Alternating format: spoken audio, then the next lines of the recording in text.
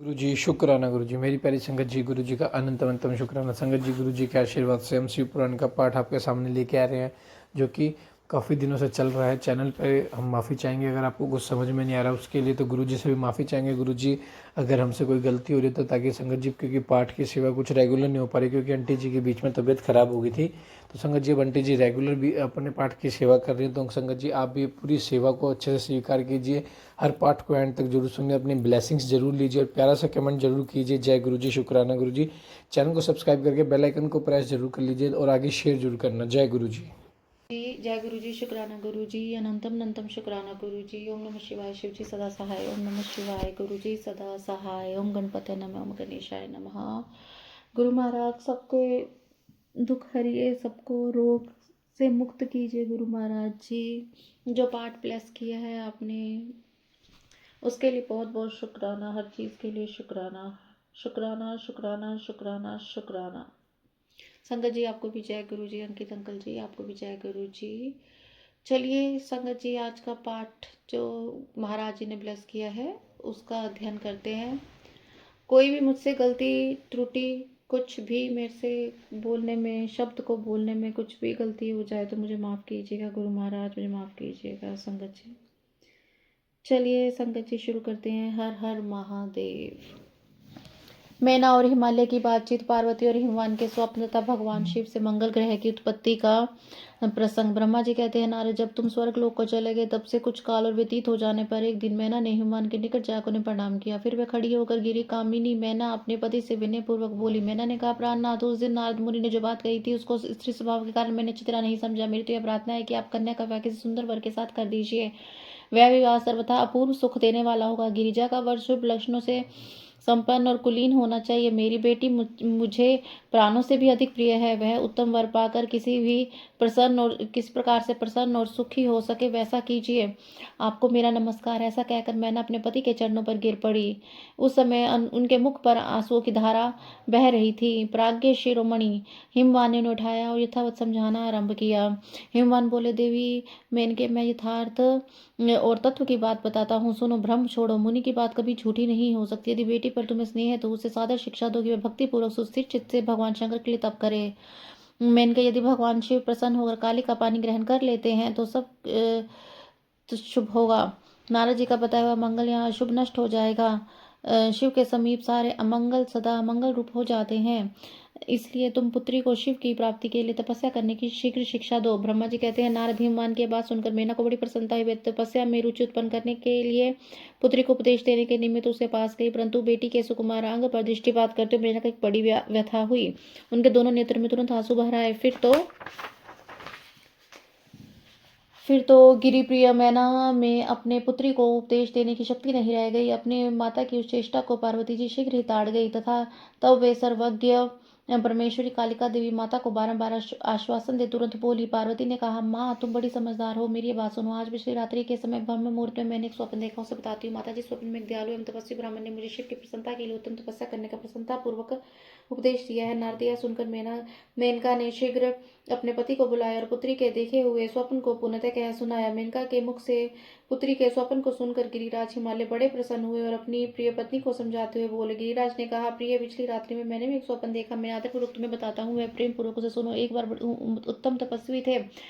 नारद जी ने वर के लिए ऐसे लक्षण बताए थे। उन्हें लक्षणों से युक्त शरीर को उन्होंने धारण कर रखा। तब वे बड़ी प्रसन्नता के साथ मेरे नगर के निकट तपस्या करने के लिए आए। उन्हें देखकर मुझे बड़ा हर्ष हुआ और मैं अपनी पुत्री को साथ लेकर उनके पास पहुंच गया, अर्थात उनके पास गया। उस समय मुझे ज्ञात हुआ कि नारद जी के बताए हुए वह भगवान शंभु ये ही हैं। तब मैंने उन तपस्वी की सेवा के लिए अपनी पुत्री को उपदेश देकर उनसे प्रार्थना की कि वे इसकी सेवा स्वीकार करें, परंतु उस समय उन्होंने मेरी बात नहीं सुनी। इतने में वहां सांख्य और वेदांत के अनुसार बड़ा विवाद छिड़ गया। तंत्र उनकी आज्ञा से मेरी बेटी वहीं रह गई। अपने हृदय में उन्हीं की कामना रखकर भक्तिपूर्वक उनकी सेवा करने लगी। सुमुखी, यह मेरा देखा हुआ स्वप्न है जिसे मैंने तुम्हें बता दिया था। प्रिय, मैंने कुछ काल तक इस स्वप्न के फल की परीक्षा या प्रतीक्षा करनी चाहिए। इस समय यही उचित जान पड़ता है कि तुम निश्चित समझो, यही मेरा विचार है। ब्रह्मा जी कहते हैं, मुनीश्वर नारद ऐसा कहकर गिरिराज हिमवान मेनका का शुद्ध हृदय से स्वप्न के फल की परीक्षा एवं प्रतीक्षा करने लगे। देवर्षि शिव भक्त शिरोमणि भगवान शंकर का यश परम पावन मंगलकारी भक्तिवर्धक और उत्तम है। तुम इसे आदर पूर्वक सुनो। दक्ष यज्ञ से अपने निवास स्थान कैलाश पर्वत पर जाकर भगवान शंभु प्रिय विरह से कातर हो गए और प्राणों से भी अधिक प्यारी सती देवी का हृदय से चिंतन करने लगे। अपने पार्षदों को बुलाकर सती के लिए शोक करते हुए उनके प्रेम वर्धक गुणों का अत्यंत प्रीतिपूर्वक वर्णन करने लगे। यह सब उन्होंने संसारी गति को दिखाने के लिए किया। फिर गृहस्थ आश्रम की सुंदर स्थिति तथा नीति रीति का परित्याग करके वे दिगंबर हो गए और सब लोगों में उन्मत्त की भांति भ्रमण करने लगे। लीला कुशल होने के कारण विरह की अवस्था का प्रदर्शन करने लगे। सती के विरह से दुखित हो कहीं भी उनका दर्शन न पाकर भक्त कल्याणकारी भगवान शंकर पुनः कैलाशगिरी पर लौट आए और उन मन को यत्नपूर्वक एकाग्र करके उन्होंने समाधि लगा ली, जो समस्त दुखों का नाश करने वाली है। समाधि में विनाशी रूप का दर्शन करने लगे। इस तरह तीनों गुणों से रहित हो वे भगवान शिव चिरकाल तक सुस्थिर भाव से समाधि लगाए बैठे रहे। वे प्रभु स्वयं ही माया के अधिपति निर्विकार पर ब्रह्म है। तदंतर जब असंख्य वर्ष व्यतीत हो गए तब उन्होंने समाधि छोड़ी। उसके बाद तुरंत जो ही चरित्र हुआ उसे मैं बताता हूँ। भगवान शंकर के ललाट से उस समय श्रम जनित पसीने की एक बूंद पृथ्वी पर गिरी। तत्काल एक शिशु के रूप में परिणित हो गई। मुने उस बालक की 4 भुजाएं थी। शरीर की कांति लाल थी और आकार मनोहर था। दिव्य धुति से दीप्तिमान वह शोभाशाली बालक अत्यंत उत्साह से तेज संपन्न था।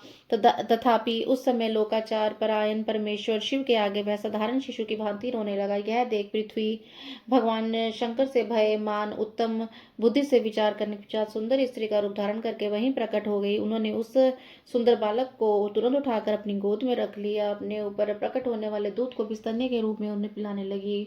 उन्होंने स्नेह से उनका मुंह चुमा और अपने बालक को मान हंस हंस कर उन्हें खिलाने लगी। परमेश्वर शिव का हित साधन करने वाली पृथ्वी देवी सच्चे भाव से स्वयं उसकी माता बन गई। संसार की सृष्टि करने वाले परम कौतुकी एवं विद्वान अंतर्यामी शंभु का चरित्र देखकर हंस पड़े। पृथ्वी को पहचान कर उनसे बोले, धरणी तुम धन्य हो, मेरे इस पुत्र को प्रेम पूर्वक पालन कर। यह श्रेष्ठ शिशु मुझ महातेजस्वी शंभु के श्रम जल अर्थात पसीने से तुम्हारे ही ऊपर उत्पन्न हुआ है। वसुदेव यह प्रियकारी बालक यद्यपि मेरे श्रम जल से प्रकट हुआ है तथापि तुम्हारे नाम से तुम्हारे पुत्र के रूप में इसकी ख्याति होगी।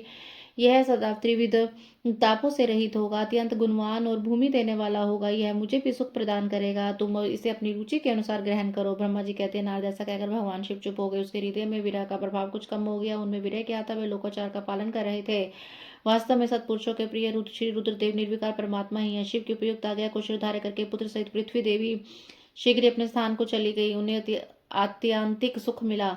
वह बालक भौम नाम से प्रसिद्ध हो युवा होने पर तुरंत काशी चला गया और वहां उसने दीर्घ काल तक भगवान शंकर की सेवा की। विश्वनाथ जी की कृपा से ग्रह की पदवी पाकर वे भूमि कुमार शीघ्र ही श्रेष्ठ एवं दिव्य लोक में चले गए, जो शुक्र लोक से परे है। जय गुरु जी, शुक्राना गुरु जी। संकट जी, आज का अध्याय गुरु महाराज जी ने यही संपन्न कराया है। कल फिर अगले अध्याय के साथ मैं फिर हाजिर होंगी। जय गुरु जी, शुक्राना गुरु जी। ओम नमः शिवाय। शिव जी सदा सहाय। ओम नमः शिवाय। गुरु जी सदा सहाय। हर हर महादेव। श्रवण करते रहिए, अपना कल्याण कराते रहिए। जय गुरु जी। जय गुरु जी, शुक्राना गुरु जी। अनंतम अनंतम शुक्राना गुरु जी। गुरु महाराज जी के चरणों में सादर प्रणाम और बहुत बहुत शुक्राना गुरु महाराज जी हर चीज़ के लिए। प्यारी संगत जी, आपको भी जय गुरु जी। अंकित अंकल जी, आपको भी, आपके परिवार को भी जय गुरु जी। गुरु महाराज सब पे अपनी ब्लेसिंग्स बनाए रखें। संगत जी, पहले गणेश जी का हम प्रार्थना करते हैं। हे गणपति महाराज, सबके विघ्न हरिए और सबको सद्बुद्धि और ज्ञान का भंडार दीजिए।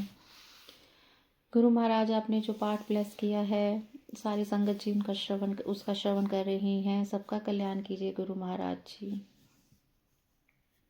मुझसे कोई गलती, कोई भूल, कुछ त्रुटि हो जाए तो मुझे माफ़ कीजिएगा। गुरु महाराज जी, आप इस पाठ में उपस्थित हों और सारी संगत का कल्याण करें और मुझसे इस सही अक्षरों का जो आपने ब्लेस शिव पुराण में एक अक्षर आपने ब्लेस किया हुआ है, मुझसे सही उच्चारण कराए महाराज। ओम नमः शिवाय। शिव जी सदा सहाय। ओम नमः शिवाय। गुरु जी सदा सहाय। भगवान शिव का गंगावतरण तीर्थ में तपस्या के लिए आना, हिमवान द्वारा उनका स्वागत, पूजन तथा स्तवन तथा भगवान शिव की आज्ञा के अनुसार उनका उस स्थान पर दूसरों को ना जाने की व्यवस्था करना। ब्रह्मा जी कहते हैं, नारद, हिमवान की पुत्री लोक पूजित शक्ति स्वरूपा पार्वती हिमालय के घर में आकर बढ़ने लगी। जब उनकी अवस्था 8 वर्ष की हो गई तब सती के विरह से कातर हुए शंभु को उनके जन्म का समाचार मिला। नारद उस अद्भुत बालिका पार्वती को हृदय में रखकर मन ही मन बड़े आनंद का अनुभव करने लगे। इसी बीच में लौकिक गति का का आश्चर्य। शंभु ने अपने मन को एकाग्र करने के तप का विचार किया। नंदी आदि कुछ शांत पार्षदों को साथ ले वे हिमालय के उत्तम शिखर पर गंगावतार नामक तीर्थ में चले आए, जहाँ पूर्व काल में ब्रह्मा धाम से च्युत होकर समस्त पाप राशि का विनाश करने के लिए चली हुई परम पावनी गंगा पहले पहल भूतल पर अवतीर्ण हुई थी।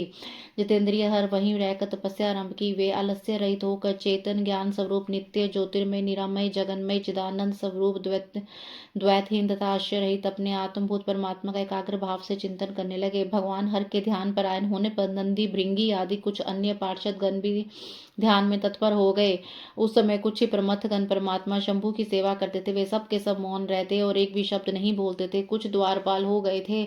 इसी समय गिरिराज हिमवानु औषधि बहुल शिखर पर भगवान शंकर का शुभागमन सुनकर उनके प्रति आदर की भावना से वहां आए। आकर सेवकों सहित गिरिराज ने भगवान रुद्र को प्रणाम किया, उनकी पूजा की। अत्यंत प्रसन्न हो हाथ जोड़कर उनका प्रसन्न स्तवन किया। फिर हिमालय ने कहा, प्रभु मेरा सौभाग्य का उदय हुआ है जो आप यहाँ पधारे हैं। आपने मुझे स्नात कर दिया। क्यों ना हो, महात्मा ने यह ठीक ही वर्णन किया है कि आप दीन वत्सल हैं। आप आज से मेरा जन्म सफल हो गया है, आज मेरा जीवन सफल हुआ है और आज मैं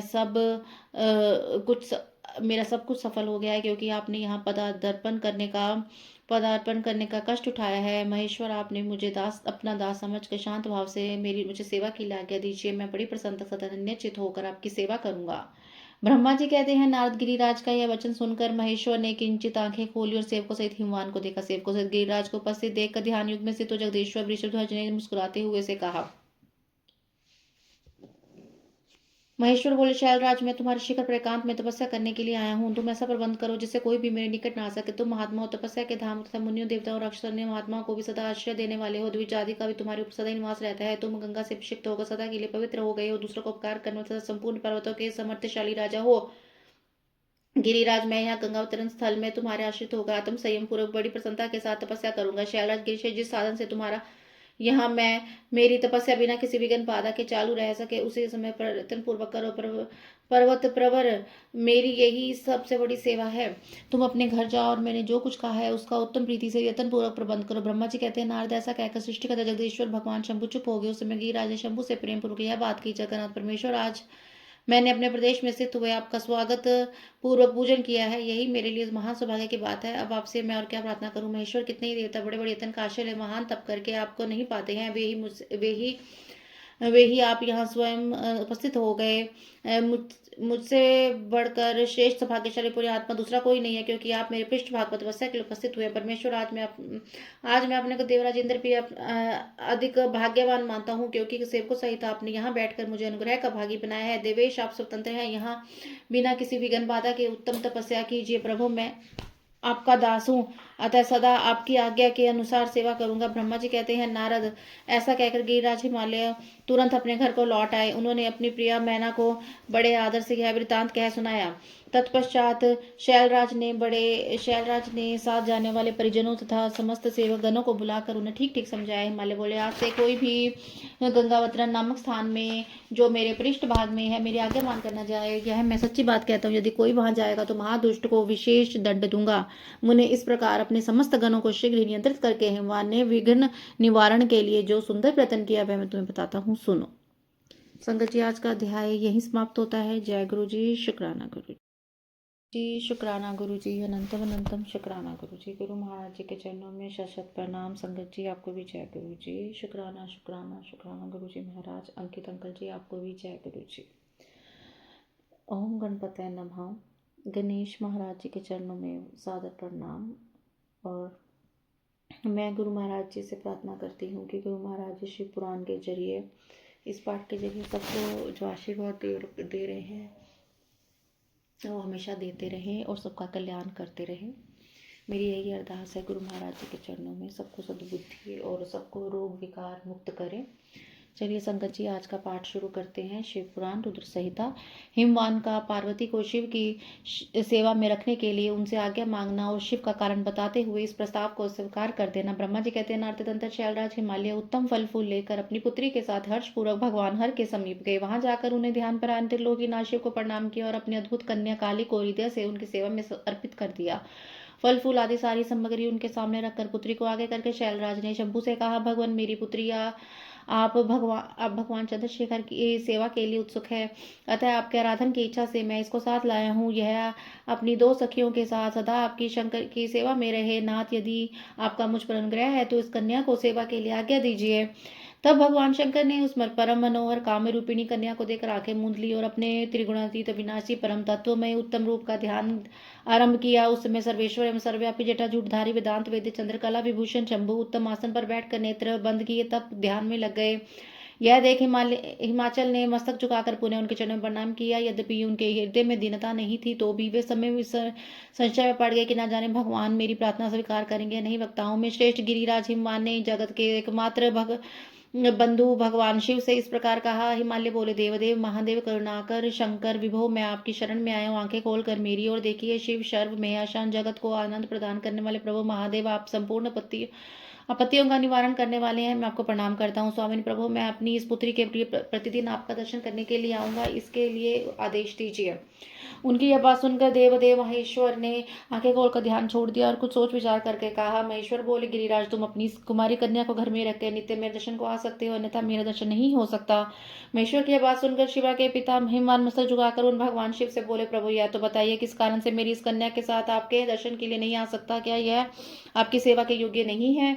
फिर इसे नहीं लाने का क्या कारण है, यह मेरी समझ में नहीं आता। यह सुनकर भगवान ऋषभध्वज शंभु हंसने लगे और विशेषतः दुष्ट योगियों को लोकाचार का दर्शन कराते हुए वे हिमालय से बोले, शैलराज, यह कुमारी सुंदर कटी प्रदेश से शोभित रंगी चंद्रमुखी और शुभ लक्षणों से संपन्न है, इसलिए इसे मेरे समीप तुम्हें नहीं लाना चाहिए। इसके लिए मैं तुम्हें बारंबार रोकता हूँ। वेद के पारंगत विद्वानों ने नारी को माया रूपिणी कहा है। विशेषतः युवती स्त्री जो तपस्वी जनों के तप में विघ्न डालने वाली होती है। गिरिश्रेष्ठ, मैं तपस्वी योगी और सदा माया से निर्लिप्त रहने वाला हूँ, मुझे युवती स्त्री से क्या प्रयोजन है?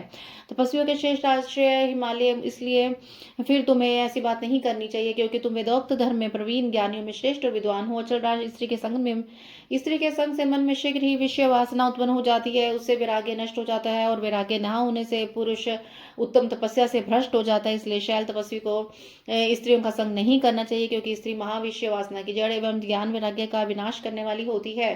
ब्रह्मा जी कहते हैं, नारद इस तरह की बहुत सी बातें कहकर महायोगी शिरोमणि भगवान महेश्वर चुप हो गए। देवर्षि शंभु का यह निरमय निष्प्रय और निष्ठुर वचन सुनकर काली के पिता हिमवान चकित कुछ व्याकुल और चुप हो गए। तपस्वी शिव की कही हुई बात सुनकर गिरिराज हिमवान को चकित हुआ जानकर भवानी पार्वती उस समय भगवान शिव को प्रणाम करके विशद वचन बोली।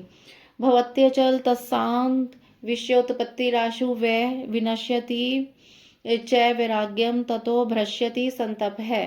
अतस्तपस्विनः शैल न कार्य स्त्रीषु संगते माँ विषय मूलम सा ज्ञान वैराग्य नाशिनी। जय गुरु जी, शुक्राना गुरु जी। आज का अध्याय यहीं समाप्त होता है। ओम नमः शिवाय, शिव जी सदा सहाय। ओम नमः शिवाय, गुरु जी सदा सहाय। जय गुरु जी, शुक्राना गुरु जी, अनंतम अनंतम शुक्राना गुरु जी। गुरु महाराज जी के चरणों में प्रेम भरा नतमस्तक होकर सादर प्रणाम। बहुत बहुत शुक्राना हर चीज़ के लिए। गुरु महाराज आपकी ब्लेसिंग्स के लिए, शिव पुराण का पाठ ब्लेस करने के लिए बहुत बहुत शुक्राना। संगत जी आपको भी जय गुरु जी। अंकित अंकल जी आपको भी जय गुरु जी।